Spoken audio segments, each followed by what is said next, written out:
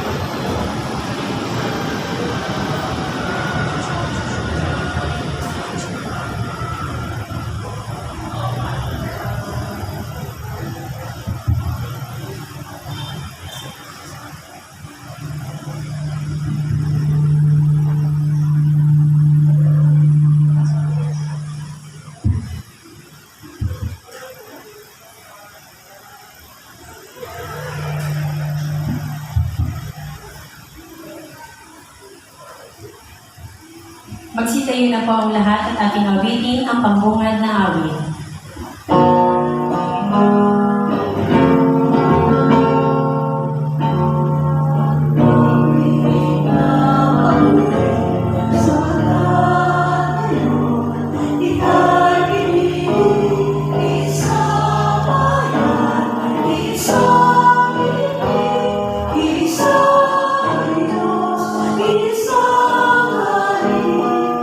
Bayan Mapili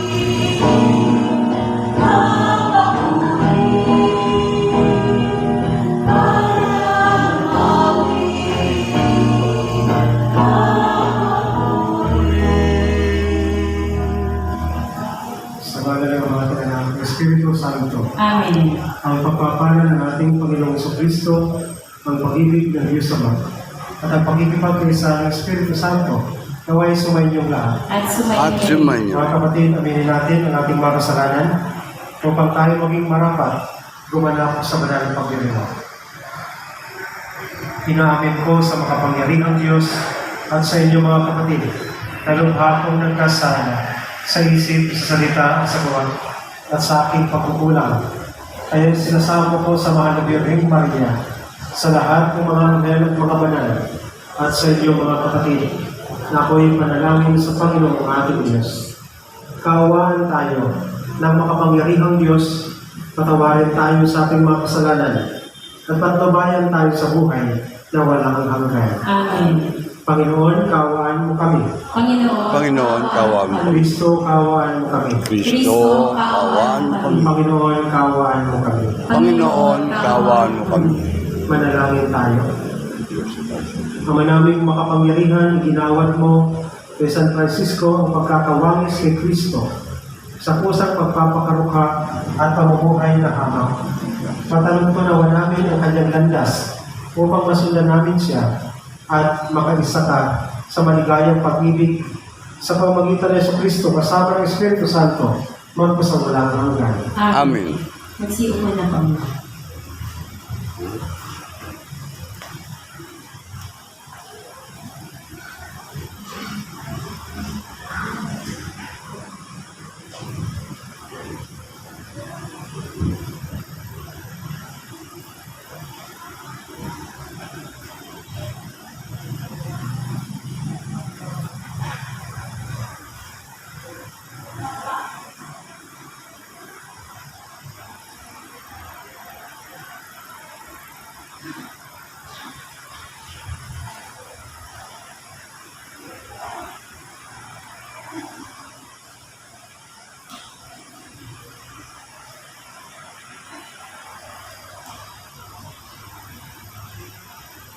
Wala kasama.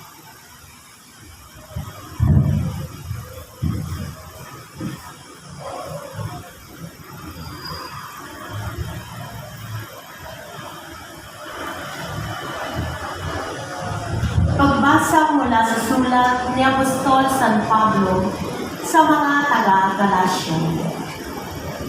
Mga kapatid, ang krus lamang ng ating Panginoong Jesucristo ang siya kong ipinagmamapuri.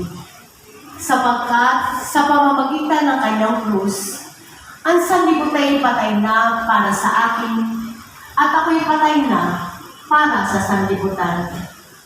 Hindi mahalaga kung tuliman o hindi ang isang tao. Ang mahalaga ay ang pagiging bagong nilalang sa lahat ng namumuhay ayon sa tuntunin ito at sa mga nananatiling tapat na bayan ng Diyos. Naway sumakanila ang kapayapaan at pagpapala ng Diyos. Kaya mula ngayon, huwag nang dagdagan ninuman ang aking tiisin. Sapat na ang mga pilat ko para makilalang ako'y alipin ni Jesus. Mga kapatid, sumain niyo namang lahat ang pagpapala ng ating Panginoong Jesucristo. Amen. Ang salita ng Diyos. Salamat sa Diyos. Amen. Diyos ko, aking kapalaray, manahin ang iyong buhay. Diyos ko, aking kapalaray, manahin ang iyong buhay. O Diyos, ako'y ingatan mo. Ingatan ang iyong lingkod. Ang hangad ko ay maligtas, kaya sa iyo dumudulog. Ika'y aking Panginoon, ang wika ko sa aking Diyos. Kabutihang tinanggap ko, ay ikaw ang nagkaloob. Ikaw lamang, O Pon ko, ang lahat sa aking buhay. Ako'y iyong tinutugon sa lahat kong kailangan. Diyos ko, aking kapalaray, manahin ang iyong buhay. Pinupuri ko ang poon na sa akin ay patnubay. Kahit gabi diwa niya ang sa akin umaakay. Nababalik ko na siya'y kasama ko oras-oras. Sa piling niya'y kailanman, hindi ako matitinan. Diyos ko, aking kapalaray, manahin ang iyong buhay. Ituturo mo ang landas ng buhay ang hahantungan. Sa piling mo'y madarama ang lubos na kagalakan. Ang tulong mo'y nagdudulot ng ligayang walang hanggan. Diyos ko, aking kapalaray, manahin ang iyong buhay.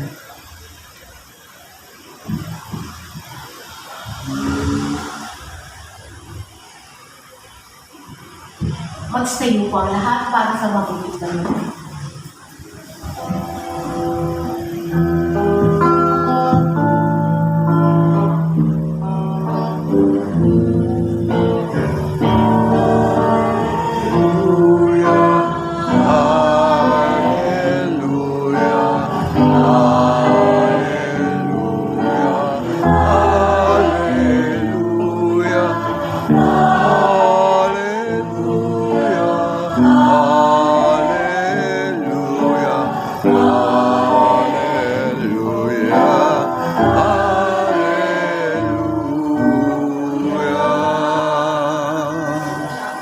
Papuri sa Diyos Ama, pagkat ipinahayag niya, hari siya ng mga aba.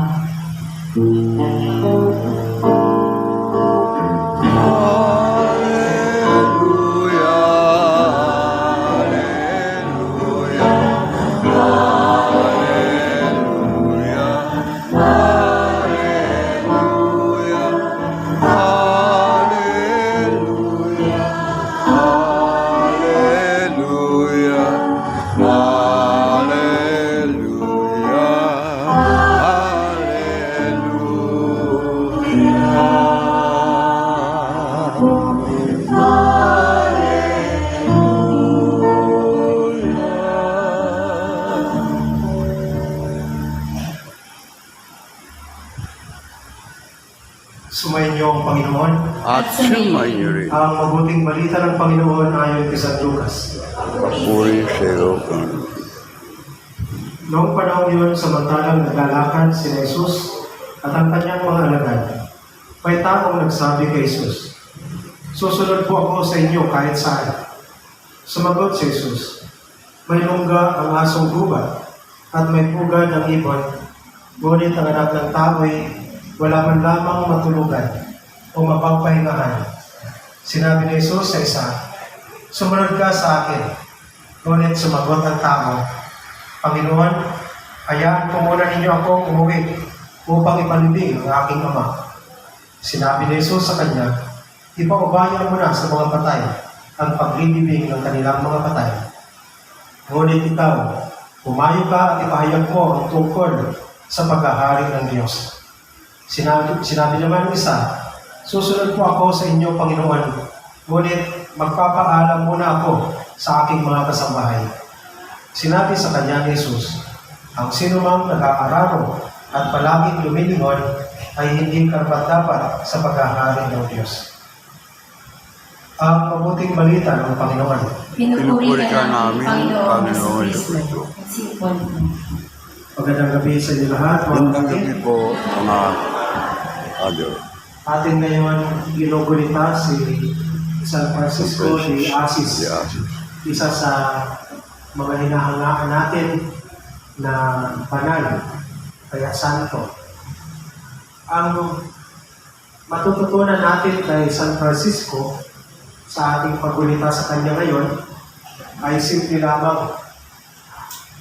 Noong una siya ay isang mayaman, pero mas pinili niyang mabuhay ng simple dahil gusto niya na sumunod sa kalooban ng Diyos. Kaya ang kanyang mga kayamanan, tinanggihan niya ito at naglingkod sa mga dukha. At aside sa kanyang paglilingkod sa mga dukha, naging malapit siya sa mga iba pang nilikha ng Diyos, katulad ng mga sa kapaligiran at sa mga kahayupan. So, binibigyan niya ito ng Importansya. value o kaya Importansya. halaga. At dahil dito, natagpuan niya ang harmony. Ang harmony sa kapwa nilikha. Dahil ang alam niya ay isa lang naman na Diyos ang lumikha sa lahat ng nilikha dito sa lupa. Ang mga halamanan, ang kapaligiran, at ang mga hayop. So, bago tayo nilikha, ay nilikha muna sila. Ibig sabihin, ipinaghanda muna tayo ng Diyos para sa mga pangangailangan natin dito sa lupa, para mabuhay tayo. So, ibig sabihin, ang iba pang mga nilikha ay mga biyaya sa atin.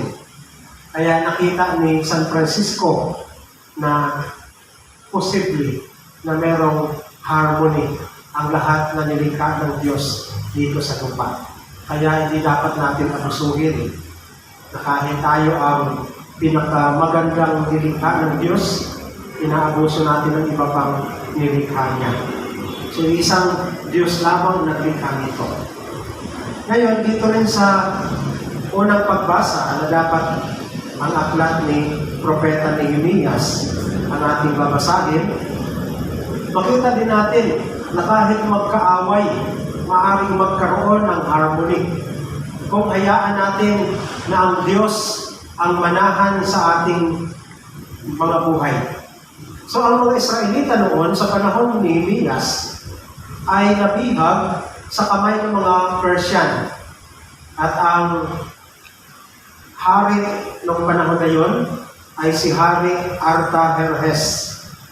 So noon, si Nehemias ay isang gobernador ng Huda. Pero nang nabihag sila, siya ay ginawang tagapaglingkod ng hari. Particularly sa mga iinumin. Ngayon, habang naglilingkod si Nehemias, napansin ng hari, sabi niya, bakit napakalungkot ng mukha mo? Matamlay ka yata. Wala ka namang sakit. So, ang iniisip ni Nehemias ay sabi niya, merong ang aming lugar doon sa Huda ay nasira. Gusto ko sana ipaayos.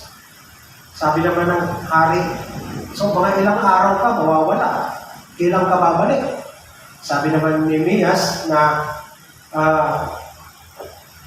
kung kailan matatapos saka siya babalik, ipapaayos lang niya ang pader ng templo at ng lungsod.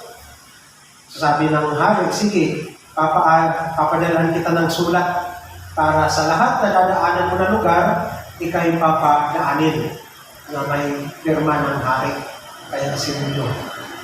So nakita natin, nabihag sila, pero mayroong harmony na magkaaway.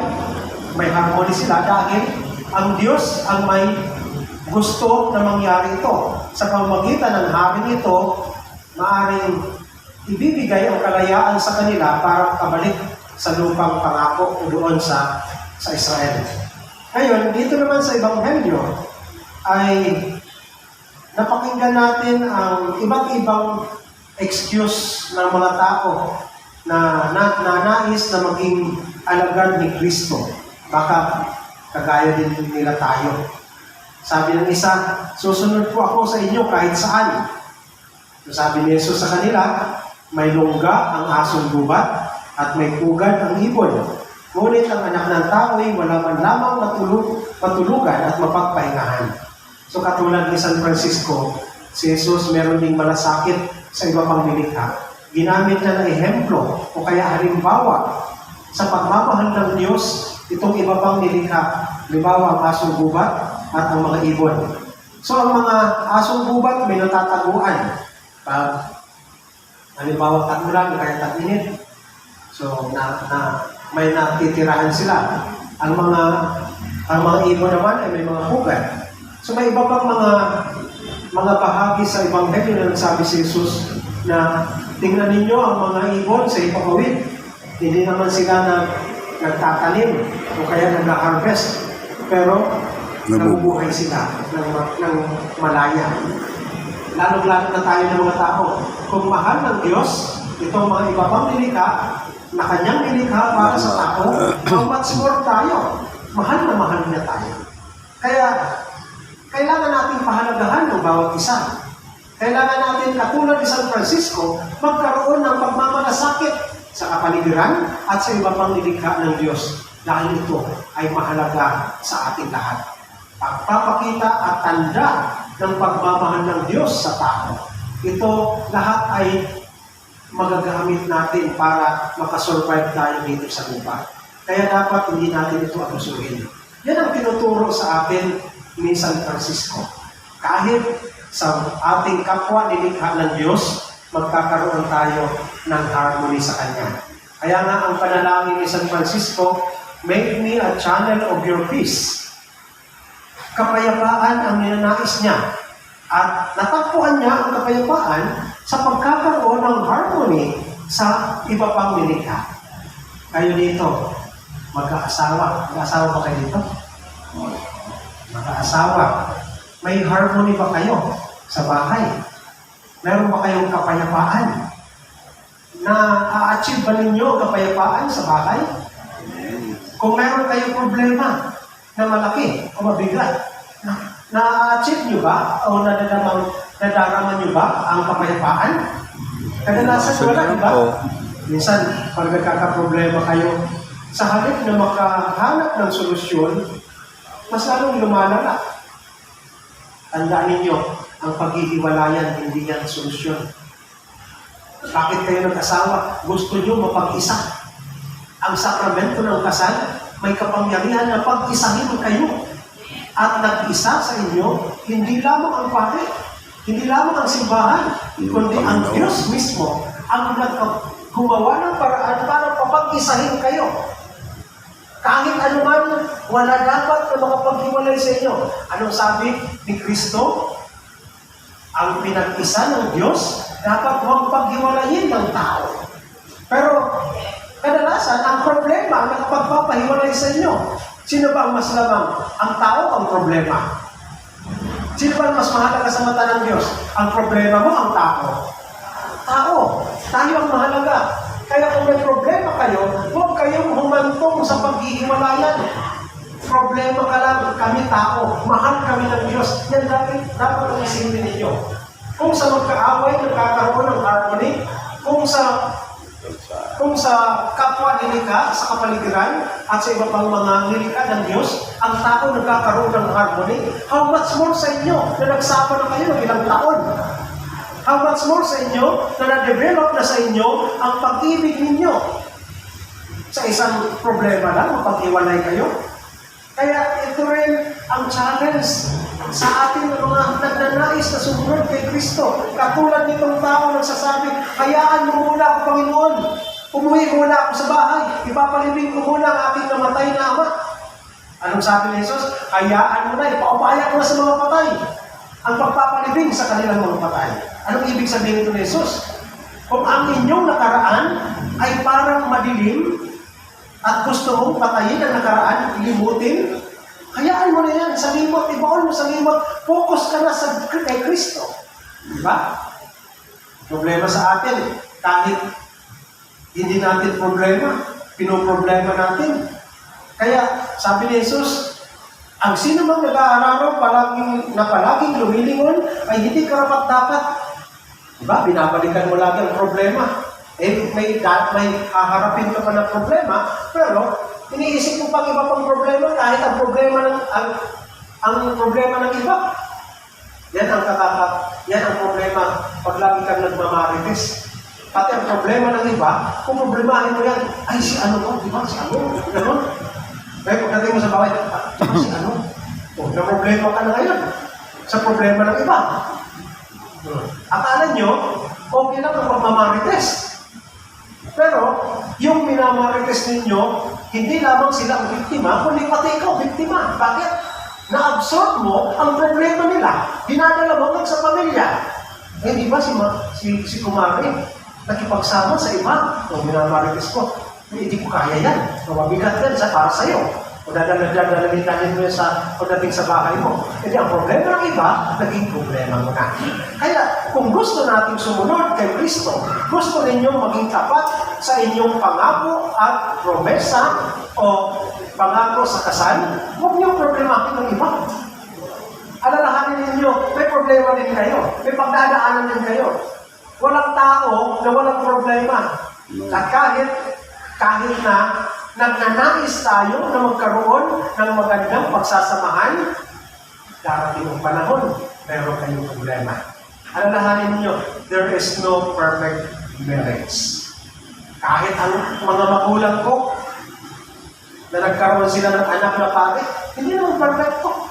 Kahit mga kapatid ko, mga pasaway din. Kahit sa pamilya namin, mabigat din. Pero hindi ko yun iniisip, hindi ko nililingon. Nananalangin na ako, pinapakumaya ko lang sa Diyos. Panginoon, bahala ka sa problema namin. Kasi kung problemahin mo yan, makaka-apekto yan sa ating ministry bilang pare. May problema rin ako bilang pare. May problema rin sa paroky. Meron rin akong kakaharapin na pagsubok. Kung lagi kong lilingon-lingon, ano mangyayari sa akin? Baka magaganyan ako. Diba?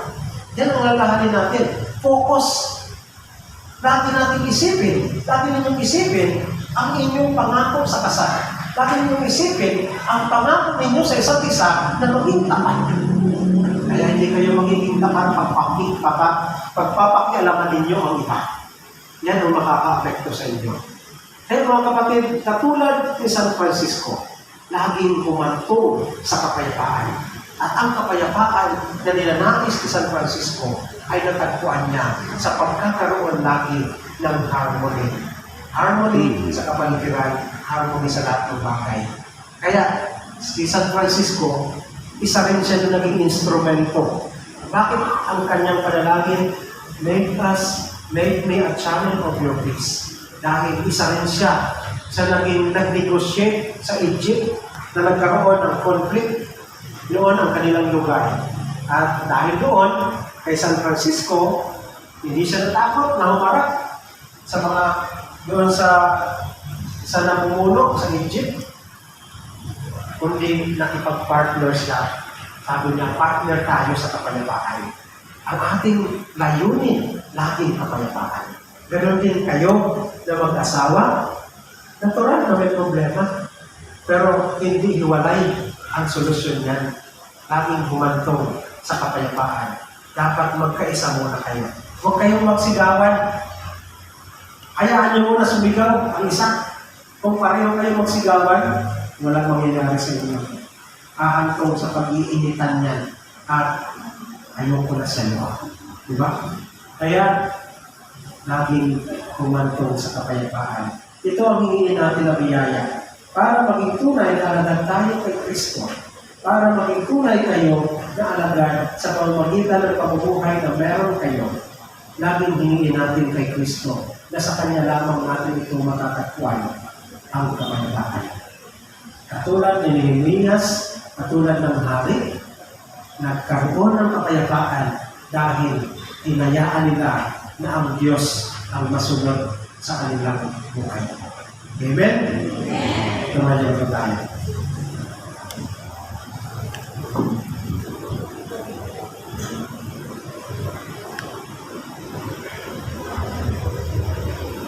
Iniluluhog natin sa Diyos Ama ang ating mga pangangailangan dahil tinawag tayo ng Kanyang anak na si Jesus upang sundan siya.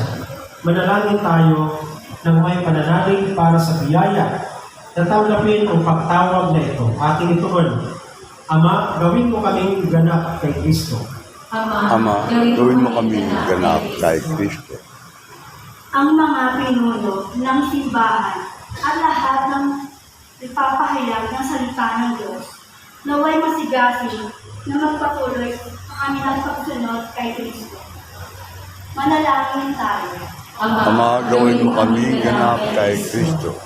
Ang ating komunidad naway mapanibago sa araw-araw sa pamamagitan ng pananampalataya sa salita ng Diyos na natawag sa atin sa mga maganda at buhay.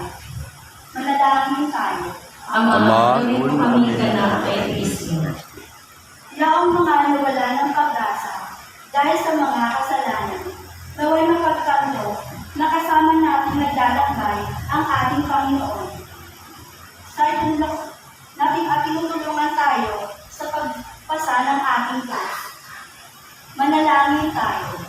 Ama, gawin mo kaming ganap kay Kristo. Yaong mga pinahina ng karamdaman o pagkakasakit, naway mabigyan lakas loob na kasiyahan mula sa Diyos sa pamamagitan ng kanila at pag-aaruga ng kanilang mga kapamilya. Manalangin tayo. Ama, gawin mo kaming ganap kay Kristo. Ang mga yumao na sumunod kay Jesus.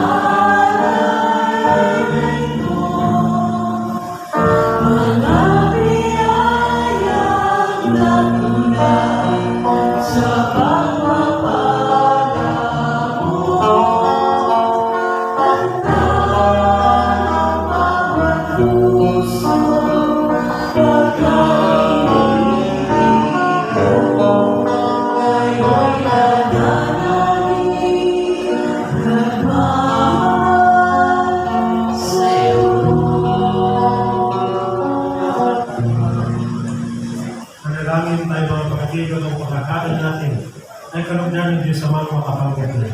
Tanggapin nawa ng Panginoon ito pag-ahalin sa iyong mga kamay, sa kapurihan niya at karangalan sa ating kapakinabangan at sa buong sambayanan niyang kanya.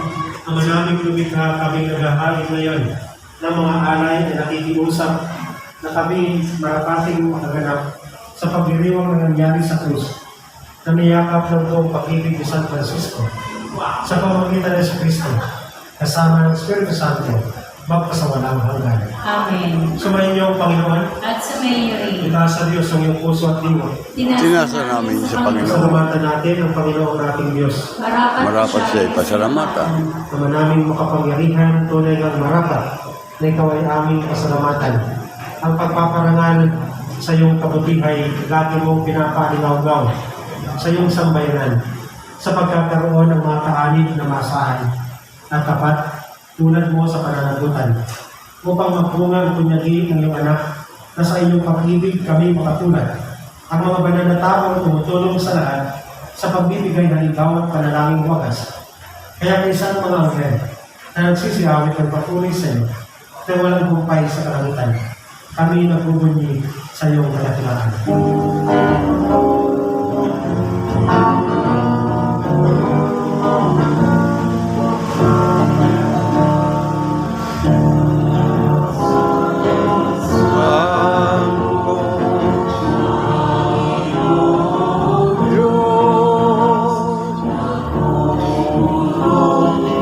Langit at lupa ng pagkakilaan mo.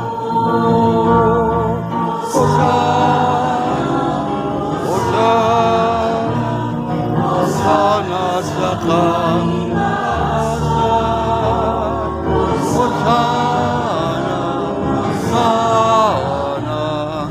Hosana sa kaitaasan. Inagalang na maririto tangalan ng Panginoon. Hosana sa kaitaasan.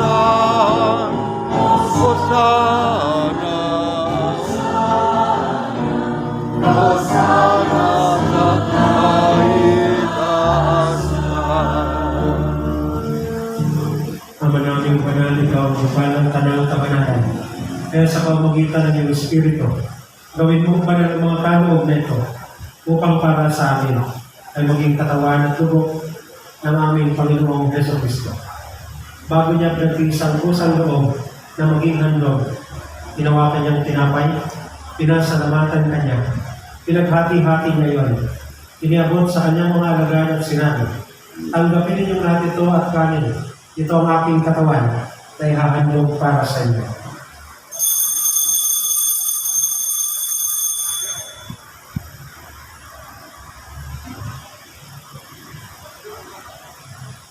Kaya din naman nang matapos ang hapunan, hinawakan niya ang kalis muli kanyang pinasalamatan. Iniabot niya ang kalis sa kanyang mga alagad at sinabi, tanggapin ninyong natin ito at inumin. Ito ang kalis ng aking dugo, ng bago at walang hanggang tipan. Ang aking dugo na ibubuhos para sa inyo at para sa lahat sa kapagpapatawad ng mga kasalanan. Gawin ninyo ito sa pag-alaala sa akin. Ang ginagawa namin ngayon, pag-alaala sa pagkamatay at muling pagkabuhay ng iyong anak. Kaya dinaalay namin sa iyo ang tinapay na nagbibigay buhay at ang talis na nagkakaloob ng kaligtasan. Kami nagpapasalamat dahil kami yung minarapat na tumayo sa harap ko para maglingkod sa iyo. Isinasama namin kami magsasalo-salo sa katawan at tubo ni Kristo ay mabuklod sa pagkakaisa sa pamamagitan ng Espiritu Santo. Amalingapin mo ang iyong simbahang laganap sa buong daigdig. Muspusin mo kami sa pag-ibig kay San Francisco naming Papa at ni Jesse naming Obispo at ang Tanang Kaparian. Alalahanin mo rin ang mga kapatid namin na nulay ng may pag-asa at sinabaling mabubuhay. Ngayon din ang lahat ng mga pumanaw. Kawaan mo sila at patuloyin sa iyong paliwanagan. Kawaan mo pagkinabatin kami lahat na makasalo sa iyong buhay na walang wakas. Kaisa ng mga Birhing Maria na ina ng Diyos, nang kabiyak ng kanyang puso si San Jose, kaisa ng mga apostol at lahat ng mga banal na namuhay dito sa daigdig ng kalugod-lugod sa iyo. May panghiwag naman namin ang pagpupuri sa garangan mo sa pamamagitan ng iyong anak na aming Panginoon Jesucristo. Sa pamamagitan ni Kristo, kasama niya at sa Kanya, ang lahat ng parangal at papuri sa iyo, Diyos amang makapangyarihan, kasama ng Espiritu Santo, magpasawalang hanggan.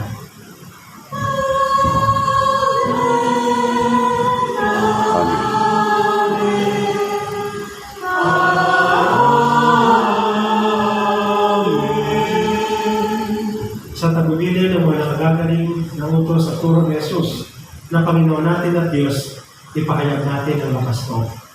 Ama namin, sumasalangit ka. Sambahin ng alam mo. Mapasa amin ang karen mo. Sundin ang loob mo sa lupa, paano sa langit.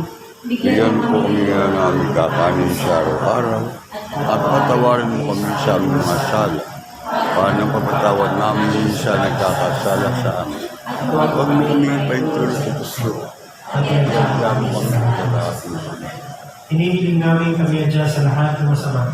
Pagkaluban ng kapayapaan araw-araw, iligtas sa kasalanan, at ilayo sa lahat ng kapahamakan.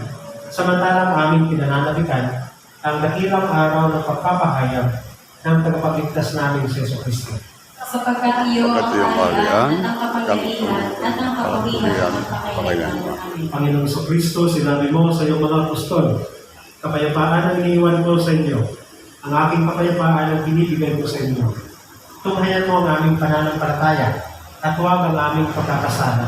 Pagkaluban mo kami ng kapayapaan at pagkakaisa ayon sa iyong kalooban. Kasama ng Espiritu Santo, magpasawalang hanggan. Amen. Ang kapayapaan ng Panginoon ay laging sumainyo. At sumainyo rin. Magbigayan kayo ng kapayapaan sa isa't isa. Kapayapaan. Peace be with you. Peace be with you. Peace be with you po. Peace be with you. Peace be with you. Peace be with you. Peace be with you. Peace be with you. Peace be with you.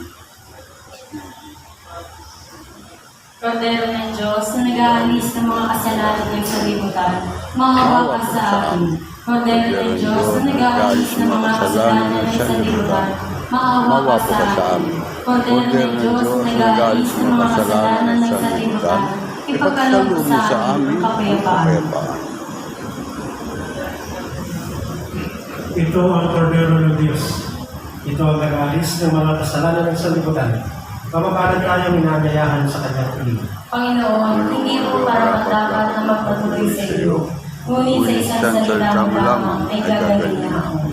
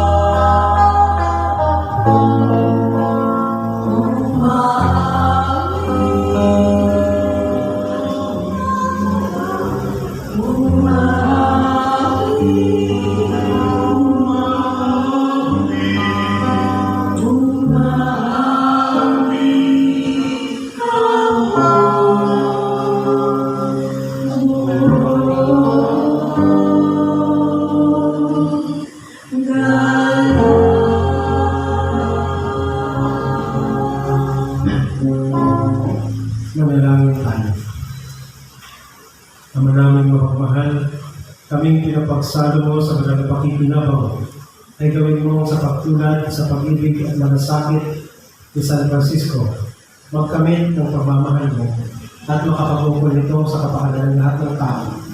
Sa pamamagitan ng Jesucristo, kasama ng Espiritu Santo, magpasawalang hanggan. Amen. Sumayin niyo ang Panginoon. At sumayin niyo. Pagpalain kayo ng makapangyarihang Diyos, ang Ama, ang Anak, ang Espiritu Santo. Amen. Mga kapatid, tapos na itong ating mananamisa. Kumayo kayo sa kapayapaan at pag-ibig ni Kristo. Salamat sa Diyos. Magandang gabi sa inyo. Magandang gabi po, Father.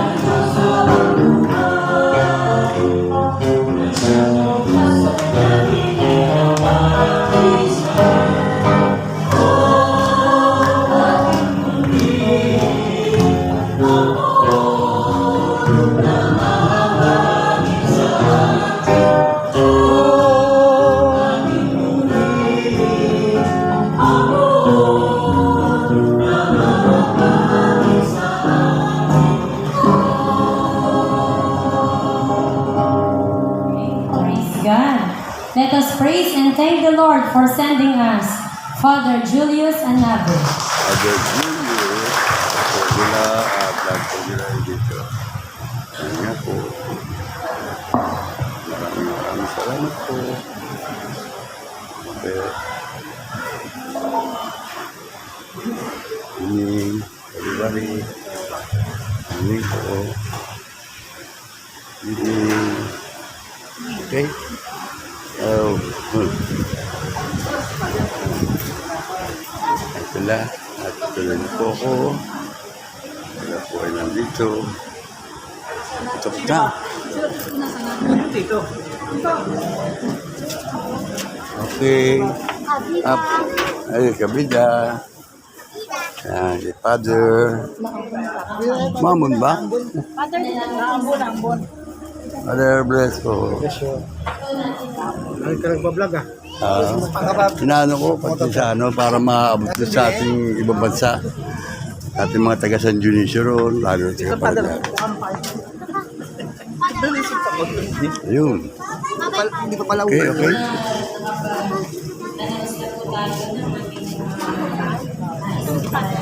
Ngayon naman po, itawagin natin ang ating pastoral head.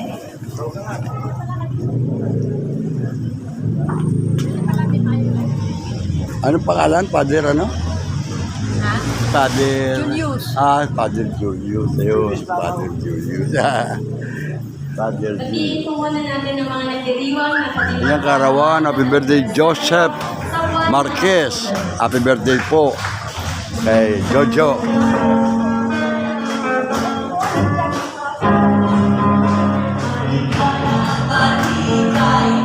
Yun, yun.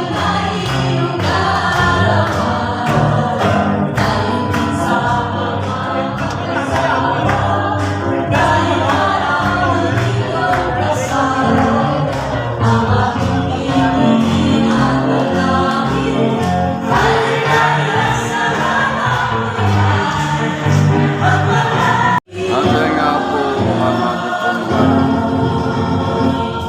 happy birthday and happy anniversary.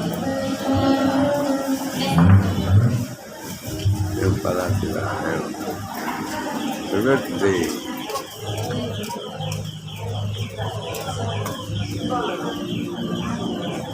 Hmm?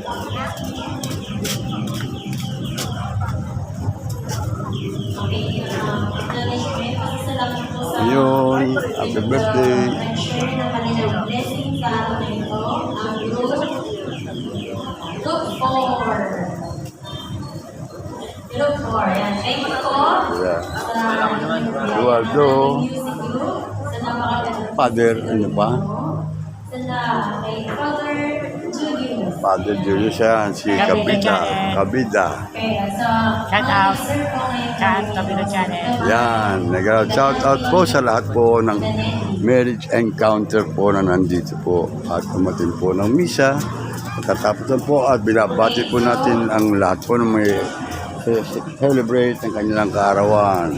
Okay, so ang attendance po natin. Kay Ryan and Ebla ng Katapunet. Praise God. At tayo ng mataas. Lahat na yung celebrate. Ha? Lahat na po. Okay na. Bibilang po ang ating kaban. Marami-rami. Ang mga kapatid. Ito sila. Tuloy na ako. Napaka- Oh. Ha? Tuloy na po tayo. Yes, gagawin po one day. Ay, puno. Puno pala. Ha?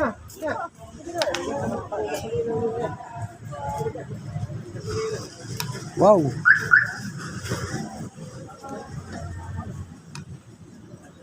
Nakulong ako. Ayun po, Father.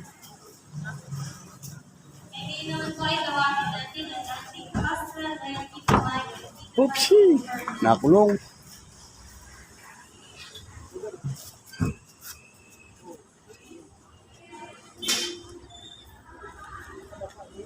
Odo. Oh. Odo. Hello po. Waldo. Waldo. Maraming salamat po kay Father. Nakulong. Naipit ako po. Napaganda niya po mensahe para Sino ang inyo motor? Tunay nga po na mahal po tayo ng ating Brad. na Panginoong Jesus at ng Diyos Ama. Kaya pahalagahan po natin ang bawat isa. Brad. Pahalagahan po natin ang ating buhay. Sa mga Kabida. pagkakataon po na Tawagin mo, sabi mo. sa mga pagkakataon Basta. nakakuha tayo ng mga Nakaharang. nakakaang buhay po tayo. Ang kaya yung motor? Ang kaya motor yun? Ay, sa patayan. Ha? Yung malaki? Alin ba? Yung malaki niyo. Eh, aking e-bike na iwan. Tapo, pa. Ito, hindi sa atin ito. Ewan ko kanino to. Para maka-batch na. Yan lang yung nakaharang eh. Oh. Hindi ba na yan? Hindi sa inyo yan? Ito yata yung bilis eh. Ha? Yan yata yun. Tangino. Isensya na lang. Ito, ano ko lang ito sa ano. Ayun sa akin eh. E-bike. E-bike ba ito? Tulak kaya siguro no. Although, ano mo lang ha.